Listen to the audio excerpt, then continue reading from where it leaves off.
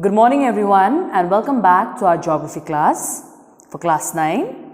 Okay, we all were dealing with chapter number 14, that is atmospheric pressure and wind before pujas. Okay, we will be continuing. We are just there in the remaining part, the last part there in this chapter, and we were talking about the different kinds of your wind. If you remember correctly, in my previous class I've already spoken in detail about the different kinds of permanent winds that are blowing here on the earth. I even basically emphasized on your local winds. Now in my today's lesson, I am going to talk about your periodic winds, okay? And under your periodic winds, the winds that I'm going to cover, okay, are your land and your sea breeze, your summer monsoon and your winter monsoon. But before we basically deal in detail about the different kinds of your periodic wind, it is very essential for you all to know as to what do you mean by your periodic wind. So wind that is blowing only in a season, okay, or following automatically your regular intervals or your regular cycle whenever a wind is following, okay, and the wind that is seasonal in nature. The type of wind that is blowing here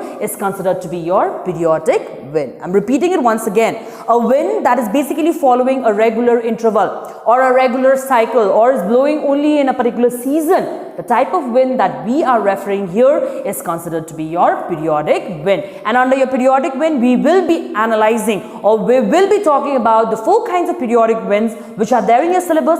First one is your land breeze, second one is your sea breeze. Then we will be emphasizing on your summer monsoon and your winter monsoon. So you can turn to page number 109 there in your textbook. So your periodic winds, okay, the introduction.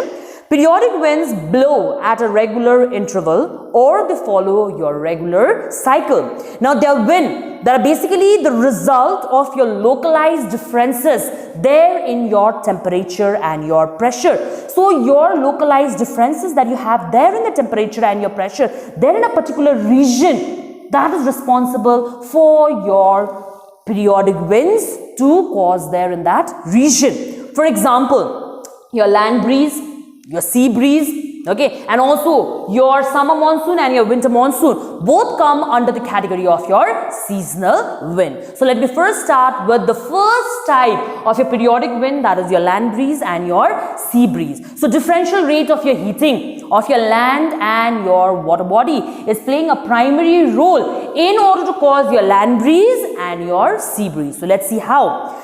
Now they are caused by your differential rate of heating of the land and the ocean or your sea. That means your land and your water bodies, they don't have the same rate at which your heating is taking place. So at different rates your heating takes place. So your differential rate of heating of your land and your water bodies are your primary factors that are responsible for your occurrence of your land breeze and your sea breeze. And remember, wind always blow from an area of high pressure zone to an area of your low pressure zone. So let's talk about it. Now during the daytime, what happens is that your land gets heated faster than your water bodies. Now this creates your low pressure zone over the land. Okay, and your high pressure zone is basically being created over your sea. Is that clear? Now thus the wind blows from your sea to your land, and as mentioned earlier, I told you all, your wind is always blowing from a region of high pressure to a region of your low pressure. So what happens during the daytime?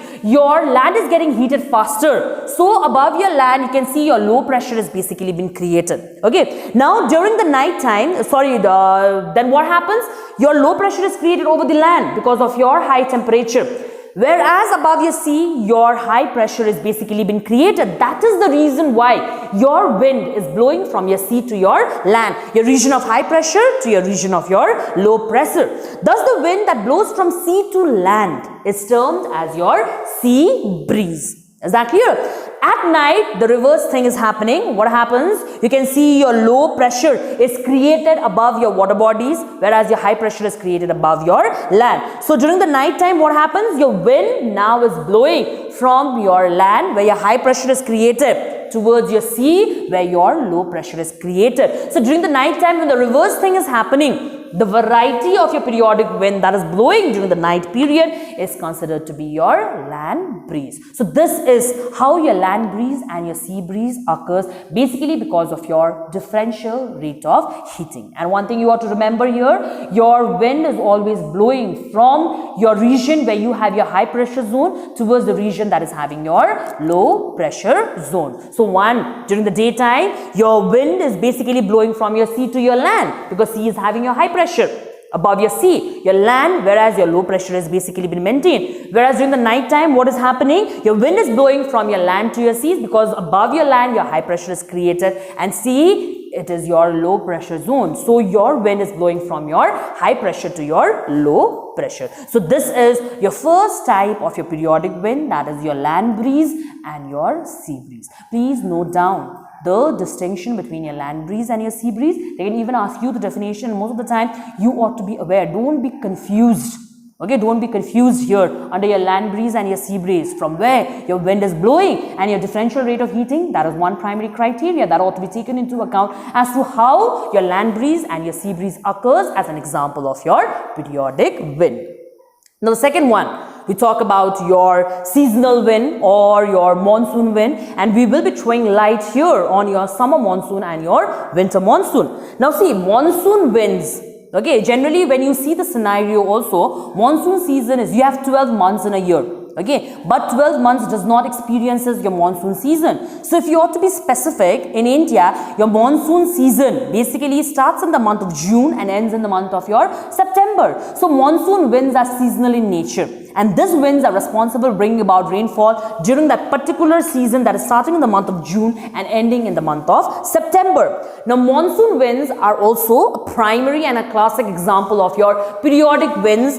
They are also referred to as your seasonal winds, and they are your wind that basically blows there in your Southeast Asian continent and your northern Australia. And India is also, your southern part of India basically comes under the category of your Southeast Asian part. Okay, so we are experiencing a monsoon season here in the territory of India, and here the credit ought to be given to your monsoon wind that is basically blowing there in your Southeast Asian continent. And even the northern Australia is basically been impacted by the movement of your periodic or your seasonal or your monsoon wind.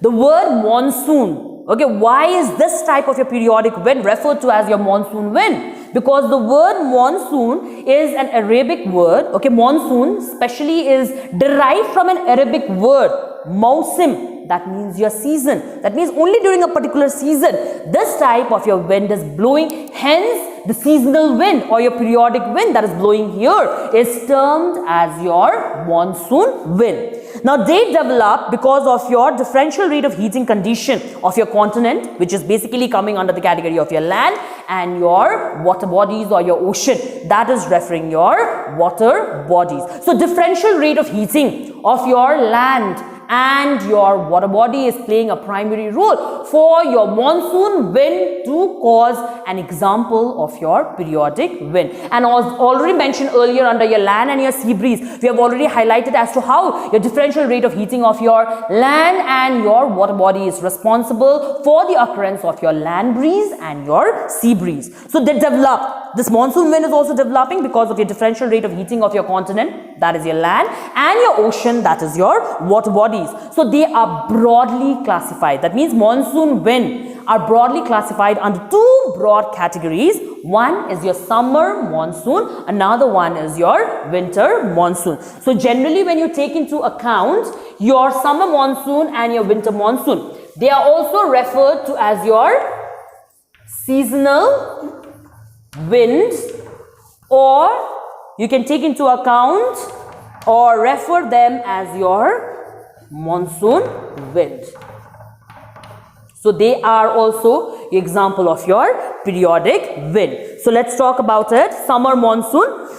Now in summer, the land gets heated, okay, faster than the sea, okay. Hence they developed a center of low pressure area there on the land, whereas on the adjoining areas, that is basically your sea, the air is comparatively cool there and a high pressure is basically being created. Now this is causing your wind above your ocean to blow towards your land, because above your ocean your high pressure is basically being created, because during a summer season what happens, the land is getting heated faster, so low pressure is created there. So an area of low pressure is always attracting wind from an area of your high pressure. So during your summer season what happens is that your wind is basically blowing from your sea to your land, or from an area of high pressure towards the area of your low pressure, and this is termed as your summer monsoon. So hence the name summer monsoon given here, because this wind is blowing during your summer season, and they have specifically mentioned the name of the months when your summer monsoon is playing a primary role. In May, June and July, the plains of India, especially your Indo-Gangetic plains, you take into account, and even China, okay, the two primary states that you have here in the Asian continent, are heated by your vertical rays of the sun. The intense heat that is developing in your continental low pressure area. Now during these months what happens, over the Indian Ocean your high pressure is basically been created, okay, and from your Indian Ocean what happens, your wind is blowing towards your land. Is that clear? And as your wind is blowing from an area of high pressure, that means from your Indian Ocean, which is an example of your water body, so your wind is carrying moisture along with it, and that wind is responsible for bringing about rainfall here in the Indian territory. So the wind that blows from your Indian Ocean northwards, okay, and towards your northwestwards into your Asian continent, as they blow from sea to the land, they bring heavy rainfall. Now why they are bringing heavy rainfall? Because they are blowing from Indian Ocean, okay. While they are passing Indian Ocean, your wind is also carrying your moisture. So your wind is an example of a moisture laden wind, and that wind is responsible for bringing about heavy rainfall there in your Southeast Asian continent. Is that clear? This is also one primary factor as to how your summer monsoon basically brings about rainfall, or your monsoon season there in your Southeast Asian continent.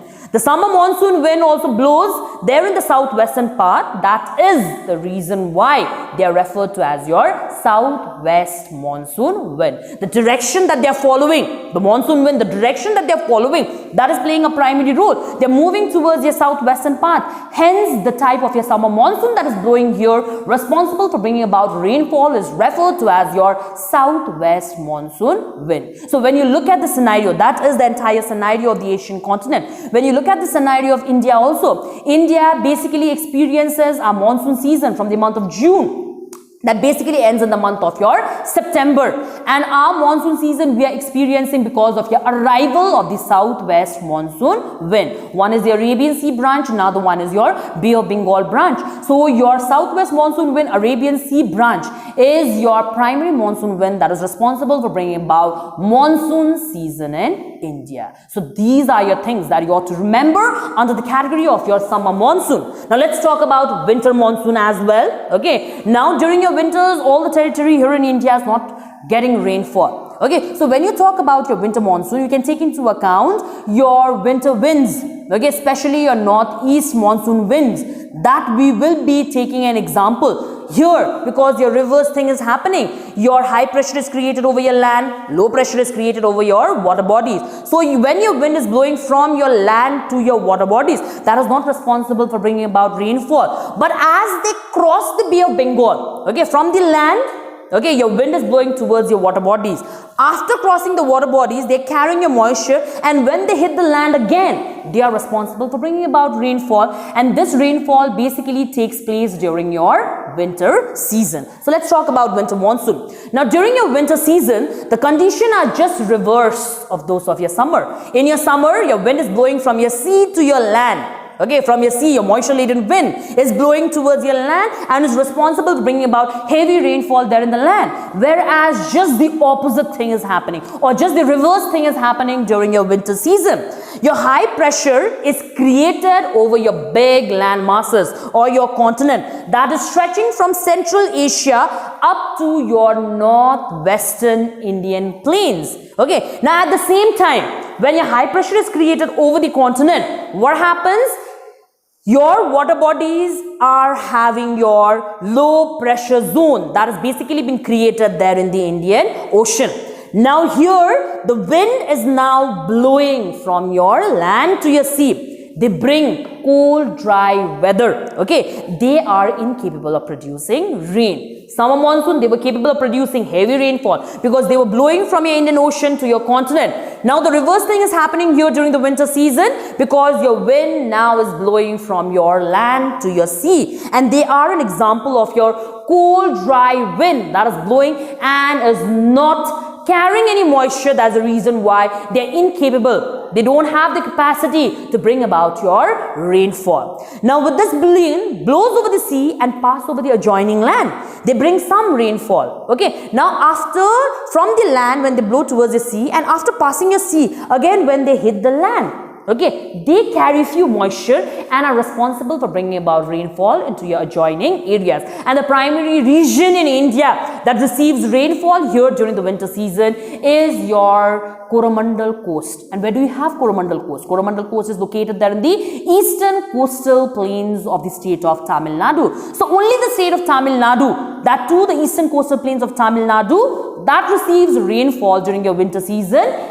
basically because of your winter monsoon. So the southern Coromandel coast that you have there in Tamil Nadu in India, and your Vietnamese coast and the west coast of Japan, only these region receives rainfall during your winter season, basically because of your movement of your winter monsoon. The winter monsoon winds blows northeast, so the monsoon wind is basically been referred to as your northeast winter monsoon wind. So as mentioned earlier, under your summer monsoon, they were moving towards your southwestern direction, hence the name southwest summer monsoon winds were given to them.